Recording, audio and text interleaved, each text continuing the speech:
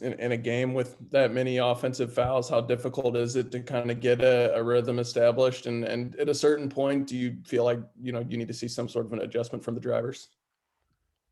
I mean, they called it both ways. So, man, I've never seen that many in a game. So I guess they were charged calls. And you're driving the ball, you're being aggressive. Yeah, man, just tell the guys, drop your shoulders, get around what we normally say in practice, get your shoulders around his knee or his hip, and then make a play. But I don't think I've been a part of a game with that many offensive fouls. Again, they called it on both ends. So, Cuonzo, I'm sure you'll take a player taking threes from the SEC logo any day, but what did you see from J.D. Notae's game, and how did you try and negate what he was doing? Well, he had 2 deep threes earlier, and I think that really kind of got him going. He got his confidence up because he's a confident scorer. Now, I don't think he scored it that well lately, but again, it was coming at some point because he's an aggressive scorer.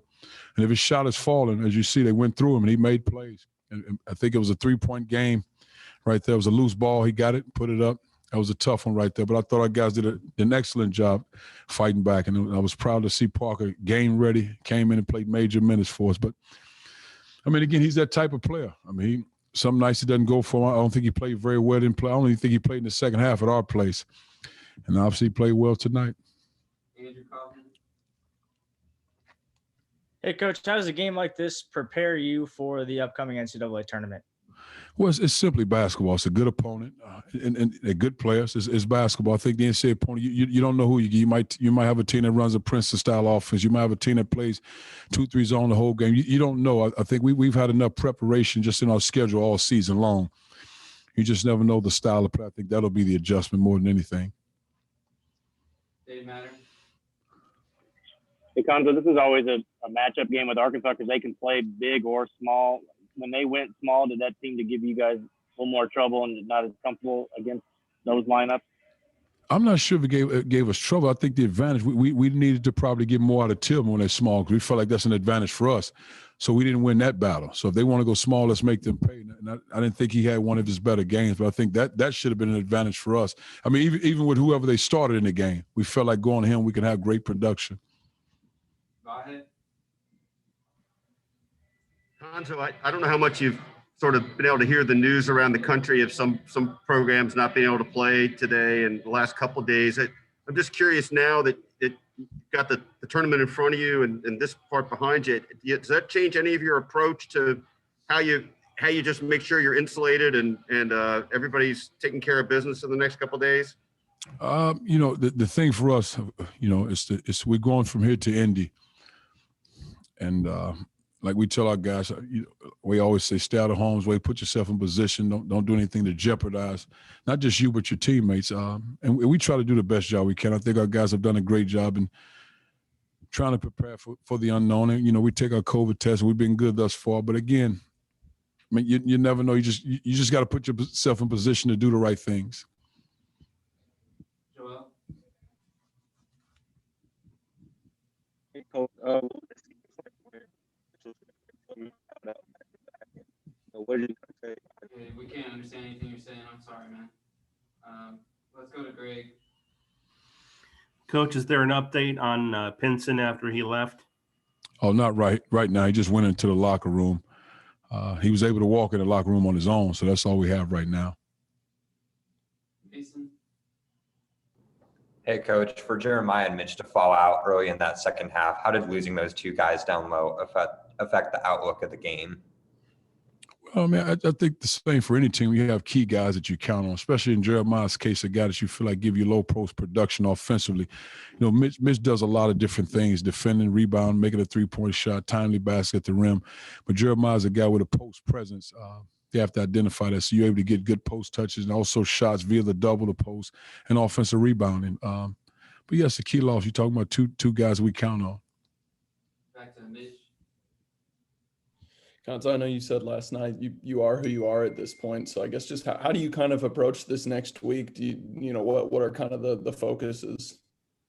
I thought we had too many turnovers, and I think both teams probably had 20 plus, and I don't know how many offensive fouls there were. But I just think for us it's just, of course, I think we'll probably take a day or 2 off, And I think you start game planning because we won't necessarily practice for 2 days and just maybe watch film, things we need to correct and get better at. And then you start game planning for whatever that opponent is. Outside of the general stuff that we practice on, work on and practice ball handling, executing offense, those sorts of things, we'll try to be more specific, especially for, the first game, whoever that opponent is. Colin? Yeah, Cuonzo, the finishing at the rim was a bit of an issue again tonight. I think the stat system had you guys at 9 of 23 on layups. Is it just want to at this point in the season?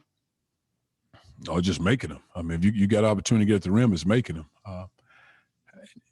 And plus, you oftentimes you got to be good at the rim. That's got to be something that you normally do. When you make plays, you got to be comfortable at finishing at the rim. No, it's just a matter of finishing at the rim. Those are layups. And there's traffic, there's bodies, there's hands. It's just finishing at the rim. Concentration more than anything.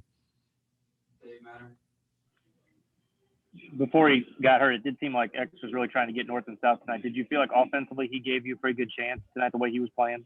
I thought he did. I thought he was getting downhill, making plays, putting pressure on the defense. I thought he did a good job. Cuonzo, no more games separate you from Selection Sunday. So is there anything you want anyone to know about your team going into the postseason that we don't know already? No, I mean, we're in the tournament. I think I don't want to give away the secrets. If anything, I mean, that's their job to find out. You guys know us very well. Anybody else, it's their job to find out. Go ahead.